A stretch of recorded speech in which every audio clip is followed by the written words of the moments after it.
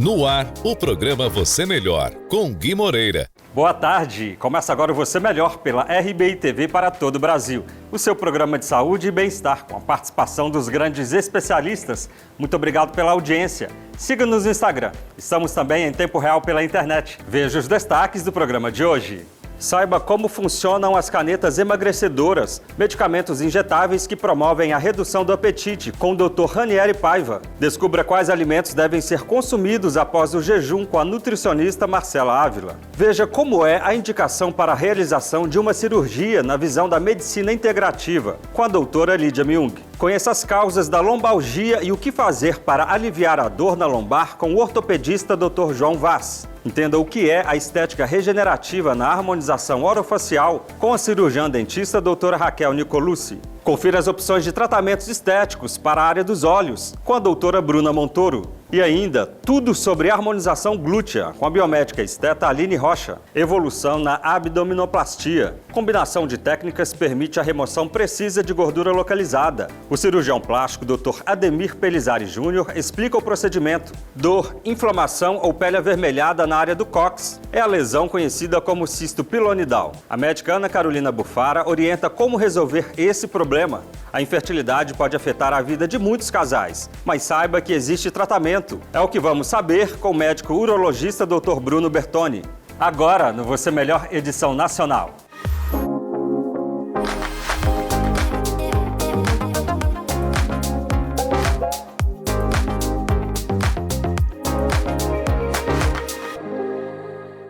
Elas surgiram para tratar o diabetes tipo 2 e controlar os níveis de açúcar do sangue, mas o uso ganhou popularidade como alternativa segura e eficaz para a perda de peso. As canetas emagrecedoras promovem o aumento da saciedade e a redução do apetite.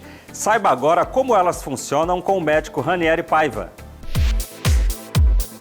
Bom dia, Gui. Bom dia a todos aí de casa. Hoje falaremos sobre as canetas emagrecedoras. Ozempic, Mounjaro, Saxenda, você já ouviu falar delas? Quem tem tendência a engordar sabe como é difícil perder peso. Existe uma série de mecanismos no nosso corpo que tenta manter ao máximo o peso que já atingimos, e não é fácil lidar com eles. A verdade é que a obesidade não tem cura, mas hoje temos uma diversidade de tratamentos como as canetas, que agem lentificando a digestão, dando mais saciedade e melhorando o metabolismo da glicose. Logo, quando bem indicadas, são seguras e eficientes no tratamento da obesidade. Porém, é importante saber que para ter um emagrecimento efetivo e duradouro, é necessário fazer um acompanhamento contínuo, visto que a obesidade é uma doença crônica. É importante que as canetas sejam prescritas e acompanhadas por um médico pelo menos a cada 2 meses, visto que, se usadas da maneira incorreta, pode trazer efeitos sérios para a saúde ou não ter efeito algum. Bom, esse é o nosso tema de hoje. Se quiser saber mais informações sobre esse assunto, me siga no Instagram. Sabia que o que você come na primeira refeição do dia pode determinar o resultado da sua dieta? Alimentos calóricos que podem causar picos de insulina e elevar os níveis de açúcar no sangue devem ser evitados. Descubra o que comer após o jejum com a nutricionista e especialista em nutrição funcional, Marcela Ávila. Bom dia, com muita alegria. O tema de hoje são os alimentos para serem consumidos em jejum. Num tratamento de emagrecimento, você precisa se preocupar com o que você come em jejum. Você sabia? Para ajudar você a entender melhor quais os alimentos devem ser consumidos na primeira refeição do dia, eu vou te mostrar alguns conceitos importantes que devem ser levados em conta. O primeiro é a cronobiologia e os sinais da sua individualidade biológica. A cronobiologia é a sincronização dos chamados ritmos circadianos, o ciclo fisiológico de aproximadamente 24 horas que ocorre dentro do nosso organismo. Em resumo, é o horário que o nosso corpo funciona. Outro conceito importante é a crononutrição. É a relação entre a cronobiologia e a sua nutrição. Elas estão relacionadas entre os alimentos que você consome e a sua função biológica e podem influenciar o seu ritmo circadiano. Nosso organismo apresenta diferentes demandas metabólicas, digestivas em diferentes momentos do dia, o que pode afetar a forma com que os nutrientes são absorvidos e utilizados pelo seu corpo. Os carboidratos simples são digeridos rapidamente, elevando muito os níveis de açúcar no sangue e também fazendo subir a sua insulina de forma rápida. E a insulina é um hormônio armazenador de gordura. Uma vez que ela é ativada, ela cumpre a função de estocar gordura. Então, o que devemos fazer, Nutri? Sempre que for consumir um carboidrato refinado, colocar junto uma fonte de fibras. Por exemplo, vou comer uma fruta que tem mais frutose, eu coloco junto ou um iogurte ou então castanhas, para que o nosso corpo ganhe mais energia e qualidade. Na prática, combinar os alimentos de forma estratégica para que ocorra essa liberação natural dos seus hormônios, favorecendo a digestão e a absorção correta dos alimentos. Um grande exemplo são os laticínios, o leite, o queijo, os iogurtes naturais, até mesmo a coalhada. São ótimas opções para combinar com o seu carboidrato, te dá mais saciedade, atrasa esse processo de digestão e ainda aumenta a quantidade de cálcio na sua alimentação, principalmente para quem quer eliminar peso. Então, fique atenta, o que você come em jejum pode fazer você engordar ou até mesmo emagrecer. Desejo para você muita saúde e até a próxima. Uma abordagem na ginecologia busca integrar os aspectos físicos, mentais e emocionais da mulher para descobrir as causas e o melhor tratamento de determinadas doenças. Entenda como acontece a indicação para a realização de uma cirurgia na visão da medicina integrativa, com a doutora Lídia Myung. Olá, Gui! A cirurgia também faz parte de um tratamento na visão da medicina integrativa. Muitos acreditam que a medicina integrativa nega tratamentos convencionais ou alopáticos, mas essa é uma visão equivocada. A medicina integrativa, como o próprio nome já diz, integra práticas naturais e complementares que tenham comprovação científica com tratamentos alopáticos e cirurgia quando necessários. Além disso, ajuda o paciente a compreender fatores do estilo de vida que o levaram a adoecer, para que a cura seja do indivíduo como um todo e não apenas tratando os sintomas. Os estudos médicos em neurociência já comprovam que as escolhas do estilo de vida pioram ou melhoram as chances de adoecer e de construir mais saúde. Na visão da medicina integrativa, só é possível ter boa disposição física e mental se respeitarmos os pilares da saúde, que vão além da alimentação saudável e da prática de atividade física moderada. A qualidade de sono e atividades como leitura, psicoterapia, meditação, yoga e acupuntura são alguns pilares para a construção da saúde integrativa. Além disso, a saúde espiritual é outro fator importante e traz sabedoria para lidar com os desafios com mais tranquilidade. E como seria uma consulta com uma cirurgiã ginecológica com visão integrativa? Primeiramente, a cirurgiã ginecologista vai explicar todas as vantagens e riscos de todos os tratamentos, sejam eles naturais, alopáticos ou da própria cirurgia, individualizando o tratamento para cada mulher. Um segundo ponto na visão da ginecologia integrativa: é fundamental respeitar o tempo de decisão de cada mulher para a cirurgia. Operar sem a mulher estar preparada mentalmente pode ser prejudicial para o aspecto psíquico e emocional e ainda piorar as dores. Por último, o tratamento cirúrgico deve incluir o tratamento de todos os aspectos que levam a mulher a sentir dor, entre eles a memória de dor, visto que muitas mulheres, mesmo depois da cirurgia, podem não melhorar totalmente dos sintomas. Até o próximo programa. Uma dor lombar crônica que afeta cerca de 2 milhões de brasileiros por ano, sendo um dos principais motivos de afastamento do trabalho. O esforço físico excessivo ou até mesmo o sobrepeso podem gerar o problema. Conheça as causas da lombalgia e o que fazer para aliviar a dor na coluna, com o ortopedista Dr. João Vaz. Bom dia, Gui. A lombalgia é uma dor que afeta a região lombar da coluna. Essa condição é a maior causa de limitação em atividades de trabalho para pessoas com menos de 45 anos. A boa notícia é que 90% das pessoas afetadas retornam às suas atividades normais em menos de 3 meses. Os principais fatores de risco para o desenvolvimento da lombalgia incluem o sedentarismo, o tabagismo, problemas psiquiátricos como depressão e estresse, e também obesidade. A hérnia de disco, embora possa causar lombalgia, na maioria das vezes a dor lombar não está associada a ela, mas sim a uma sobrecarga mecânica crônica ou aguda na coluna. Esse desequilíbrio entre a carga aplicada e a capacidade da coluna de suportar tal esforço leva a um processo inflamatório local e as contraturas musculares que resultam em dor. No tratamento da lombalgia aguda, é recomendado evitar esforços excessivos, buscar fisioterapia e iniciar um tratamento com medicações analgésicas e anti-inflamatórias.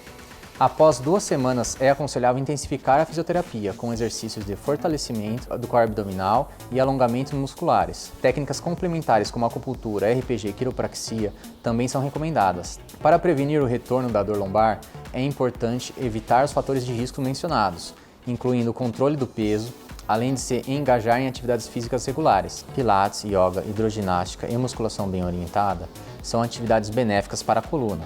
A atenção à postura correta, evitar permanecer sentado de forma errada por longas horas em frente ao computador ou à televisão e observação da ergonomia no local de trabalho são medidas fundamentais. Ao agachar, deve-se fazer com flexão dos joelhos e não da coluna, para prevenir lesões. Para casos de dor lombar que não respondem a um tratamento convencional, procedimentos como infiltração na coluna podem ser considerados. Essas técnicas, que incluem aplicações locais de medicação, em alguns casos a denervação térmica, visam bloquear o quadro doloroso, permitindo uma reabilitação sem dor e otimizando o processo de recuperação. Lembre-se, a prevenção e o tratamento adequado podem promover uma qualidade de vida e bem-estar significativamente melhores. Até o próximo programa. Você se incomoda com a sua aparência e deseja se livrar das rugas e linhas de expressão?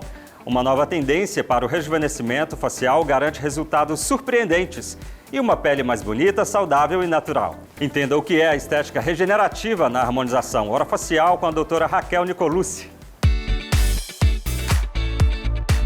Olá, hoje estamos recebendo a doutora Raquel Nicolucci. Muito obrigada pela presença, doutora. Obrigada, Karen. Eu sou cirurgia dentista, especialista em harmonização orofacial e vou falar um pouquinho sobre estética regenerativa. Doutora, o que é o conceito da estética regenerativa? Bom, quando nós falamos em estética, a gente parte do princípio do envelhecimento. Então, nós queremos ou prevenir ou tratar o envelhecimento. E nós temos que lembrar que nós somos célula, todos os nossos tecidos são compostos por células. Então, quando a gente pensa no conceito da estética regenerativa, eu vou dar energia e nutrição para as células como realmente um tratamento e não apenas dando volume ou fazendo algum procedimento milagroso, né? A ideia realmente é tratar o envelhecimento da pele e prevenir. Doutora, e qual o diferencial desse uso, desse método para esse tratamento? Em procedimentos de harmonização orofacial, engloba vários tipos de materiais e técnicas. E o diferencial de fazer a estética regenerativa é que ela é um tratamento e não só volumizar. Hoje a gente tem essa harmonização de grandes volumes, de transformações que as pessoas perdem identidade. Algumas pessoas querem, desejam esse tipo de resultado, né? Não é errado, mas a maioria das pessoas hoje tem buscado realmente um tratamento natural. Então, a naturalidade e o viço na pele, esse é o grande diferencial desse tratamento. Essa naturalidade traz só, né, o realce da beleza de cada um, né? Sim, que quando nós queremos tirar todas as rugas, a gente acaba exagerando em alguns procedimentos e não fica bonito e nem natural.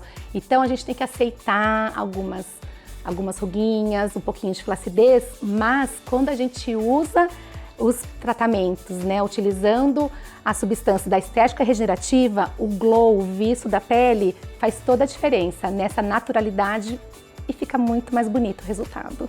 Doutora, e quais são os procedimentos realizados nesse conceito? Os tratamentos que a gente usa, basicamente, a gente pensando nessas camadas da face, a gente trabalha num nível mais profundo com tecnologias como o Ultraformer. Depois a gente vem com os bioestimuladores de colágeno, não diluídos no soro, e sim diluídos com os ativos, que são peptídeos, niacinamida, NADH e agora os exossomos, e também o plasma rico em fibrina, que eu tenho uma paixão por essa parte dos agregados plaquetários, que são fatores de crescimento que a gente vai estimular nossas próprias células a trabalharem e acordar as células. Aí na parte, né, mais externa, a gente trabalha com peelings, que faz essa renovação celular, microagulhamento com essa permeação de todos esses ativos também, o laser de baixa potência e o resultado, assim, é sensacional mesmo quando a gente consegue associar tudo isso. Doutora Raquel, muito obrigada pela sua presença, por trazer esse assunto tão relevante para nós. Eu que agradeço o convite, Karen. Eu fico à disposição, eu atendo no consultório em Campinas e tenho também meu Instagram, @DRA Raquel Nicolucci.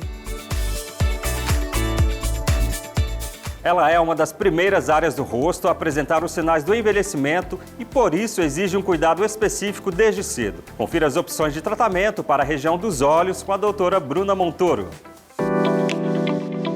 Você conhece os tratamentos para a região dos olhos? Doutora Bruna Montoro conta tudo pra gente agora. Bom dia, doutora. Bom dia, Gui. Tudo bem? Gui, quero agradecer a oportunidade de estar aqui compartilhando um pouquinho da minha experiência com vocês e dividir esse tema tão importante na qual é a área dos olhos, os tratamentos possíveis que a gente consiga tratar as rugas e as linhas de expressões dessa região. Doutora, conta pra gente, quais são os sinais de envelhecimento na área dos olhos que surgem aí com o passar do tempo? A região dos olhos, por ser uma região mais fina e delicada, é uma região na qual a gente consiga identificar o envelhecimento precoce. Isso a gente consegue perceber rugas e linhas de expressões, manchas na região dos olhos, excesso de pele na parte superior e, em alguns casos, bolsas na parte inferior dos olhos também pode acontecer. Isso acarreta ainda mais a perda de sustentação e elasticidade da região. Agora, conta pra gente, quais são as opções de tratamento, para a área dos olhos? A área da estética é uma área na qual tem diversas possibilidades de tratamento para a área dos olhos. Então, a opção mais conhecida é a toxina botulínica, na qual ela relaxa a musculatura, fazendo com que não há a contração muscular dessa região. Consequentemente, a perda de contração muscular e menos marcas na pele. E aí, com os tratamentos de ácido hialurônico e fios de PDO para o estímulo de colágeno, a gente consiga redefinir e devolver firmeza para essa região da área dos olhos tão importante. Doutora, e como deve ser feito o planejamento do tratamento? Bom, Gui, aí é muito importante com que o profissional possa avaliar e aí obter um diagnóstico preciso para que consigamos trabalhar e o tratamento individualizado de cada paciente. Bom, em compensação a isso, nós temos a toxina botulínica, na qual ela relaxa a musculatura. Sim. E aí, ela não vai fazer a contração muscular dessa região, impedindo a formação de rugas.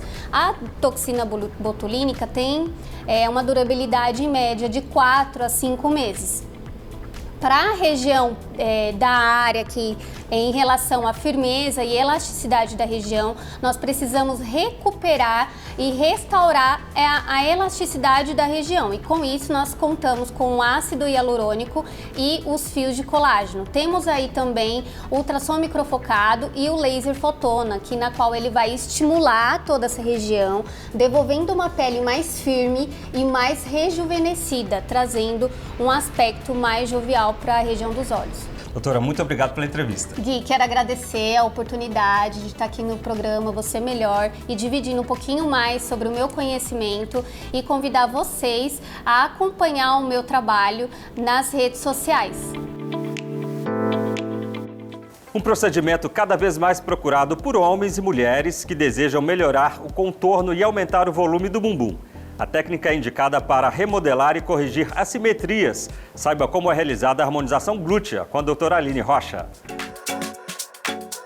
Bom dia, Gui. A harmonização glútea tem como finalidade remodelar, harmonizar e aumentar o volume dos glúteos. Dessa forma, a técnica pode ser usada para corrigir assimetrias, irregularidades e depressões nos glúteos e nas laterais das nádegas, como a depressão trocantérica, que é algo que incomoda muito homens e mulheres. O uso do preenchimento com ácido hialurônico é uma forma segura, rápida e eficiente para a harmonização de glúteos, ajudando a melhorar o volume e o contorno do bumbum. O procedimento é feito através de injeções que permitem injetar o ácido preenchedor em regiões mais profundas. A distribuição do ácido hialurônico é feita de acordo com a necessidade do paciente e seu objetivo. Isso permite que as possíveis assimetrias pontuais sejam equilibradas na parte superior ou inferior do glúteo. O procedimento também é realizado por meio de aplicação de bioestimuladores de colágeno. Esses ativos não ficam em definitivo no corpo. As substâncias duram em média 18 a 24 meses. A técnica é minimamente invasiva e é realizada após avaliação do especialista, de acordo com os objetivos traçados nesse procedimento. É possível alcançar o resultado desejado em poucas sessões. Em alguns pacientes, o efeito é imediato. Já em outros, pode ser necessário mais sessões. O protocolo definido pelo profissional é personalizado, ou seja, específico para a individualidade de cada um. A técnica é uma grande aliada para quem deseja levantar a autoestima e melhorar a aparência corporal. Um bom fim de semana e até o próximo programa.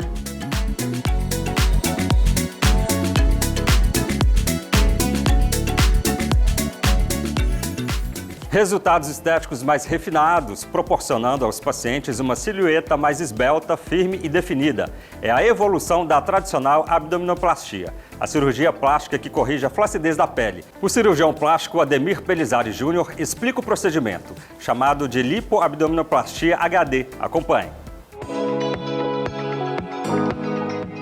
Olá pessoal, tudo bem? Meu nome é Ademir Pelizari Júnior, eu sou cirurgião plástico. E eu estou aqui para falar para vocês de uma cirurgia que eu sou completamente apaixonado, que é a lipoaspiração de alta definição. Vocês conhecem como Lipo HD. Todo mundo já viu alguma famosa que fez a Lipo HD, ou conhece alguém, ou uma amiga.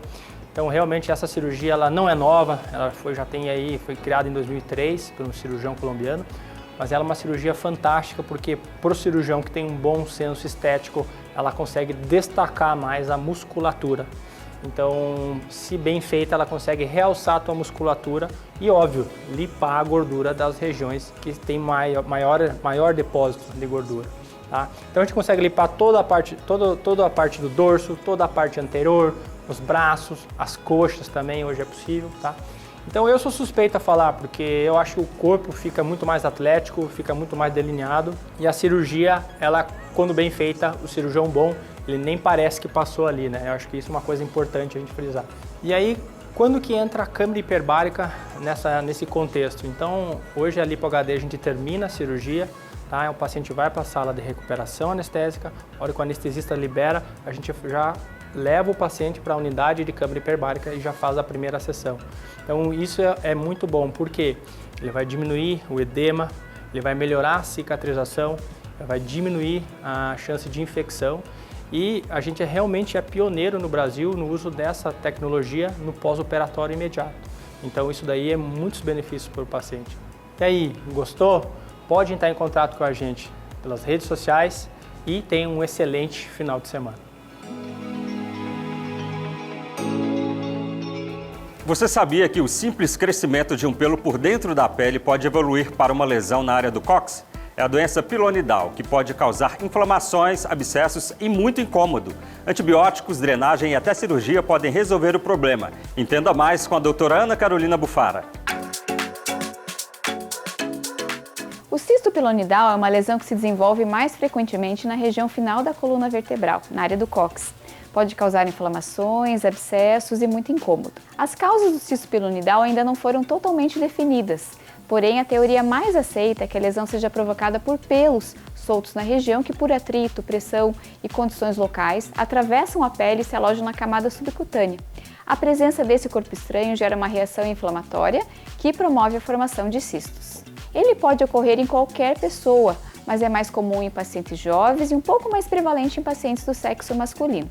Entre os principais fatores de risco estão obesidade, sedentarismo, presença de grande quantidade de pelos na região e sudorese excessiva.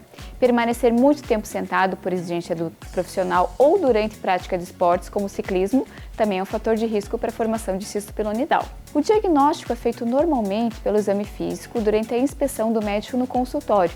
Nos casos de dúvidas, podem ser solicitados exames complementares de imagem, como a ecografia e a ressonância magnética. O tratamento é individualizado. Nos casos de infecção aguda, antibióticos e drenagem podem ser recomendados. Nos casos sintomáticos, normalmente a cirurgia é indicada. O tratamento cirúrgico pode ser realizado pela cirurgia tradicional endoscópica e, mais recentemente, com o uso do laser.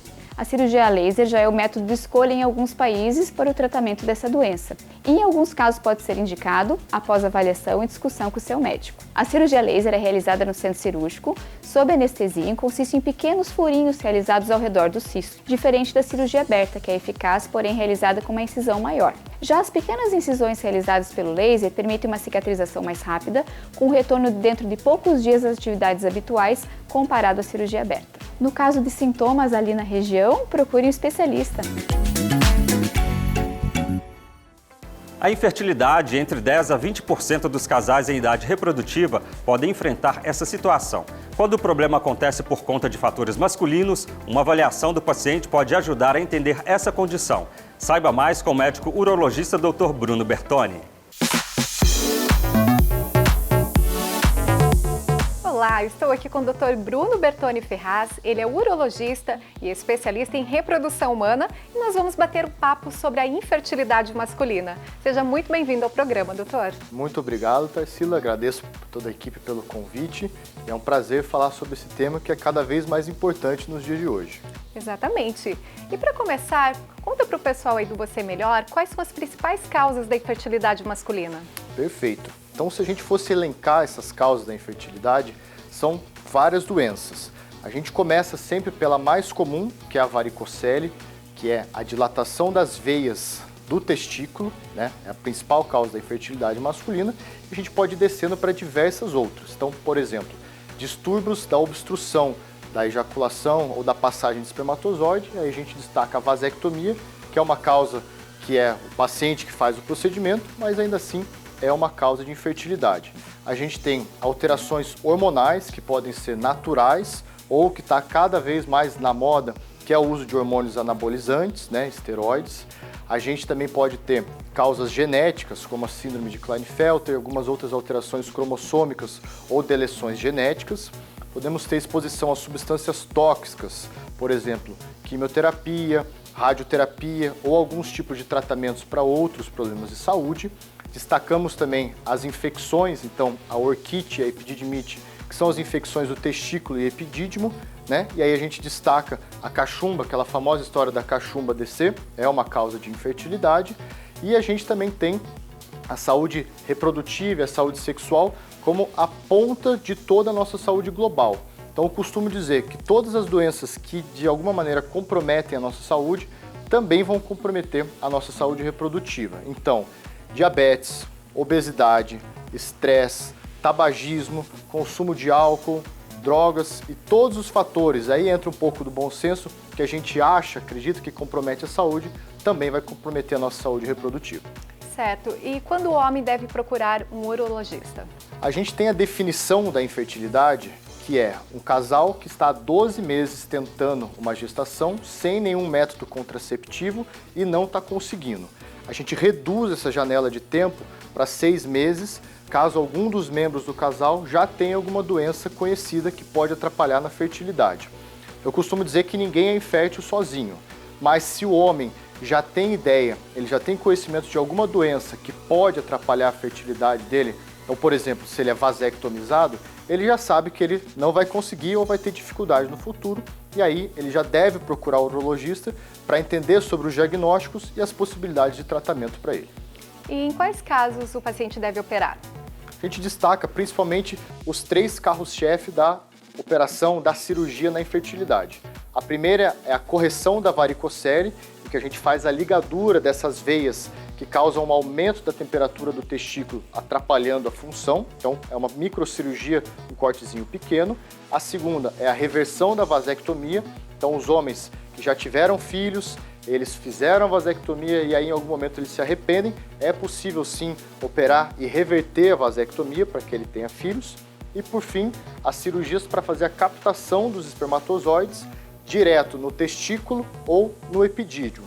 Quando a gente, por exemplo, não tem uma causa muito específica da ausência de produção dos espermatozoides, a gente vai com um pequeno procedimento, uma punção com agulha ou uma pequena biópsia para tirar um fragmentinho do testículo e tentar identificar se os espermatozoides estão lá escondidos, por assim dizer.